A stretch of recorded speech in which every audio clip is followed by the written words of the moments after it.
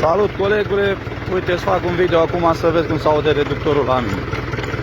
Îi dăm cu a patra, reductorul fiind pe mare, da? Ca să facem diferență cum se aude și înainte și după. Ăsta e motor făcut de stănel, de la 0. Și acum îl dăm pe mic. Intră puțin mai greu, că nu i-am curățat vopsea după capacul ăla de vine la furcă. Îi dăm tot cu a patra. Aude, dar foarte puțin. Am rulmenți noi, ax nou la priză, toate semeringurile schimbate, sateliți noi.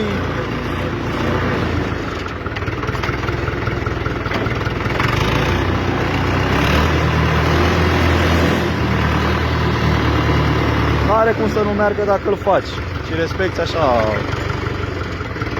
Dăm și cu a cincea. Deci cam așa se aude cu reductorul pe mic.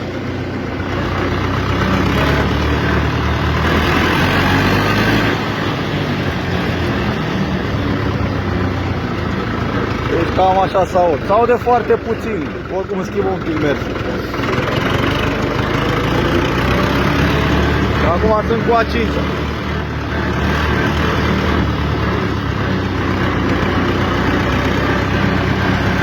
Asta e presiunea de lucru și la rece și la car rămâne în 6. În relantiu rămâne undeva un 4 jumate spre 5, cam așa. Precizez că am linie făcută, azi cu came nou, pompă de ulei nouă, motorul e făcut de stănel încă o dată, vă zic. Vedeți? Acum dăm înapoi pe mare, dăm cu a patra.